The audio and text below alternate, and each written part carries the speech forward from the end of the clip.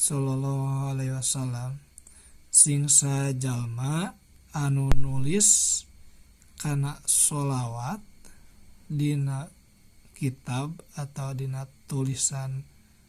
karanganana atau risalahna tamangka moal eureun-eureun malaikat ngadoakeun ka eta si jalma atau pangmenta hampurakeun ka itu si jalma dina salagi langgeng itu tulisan sholawat dina itu kitab. Sing saha jalma anu nulis sholawat dina kitab atau dina risalah atau dina buku mangka moal eureun-eureun malaikat mangmentakeun hampura ngadoakeun ka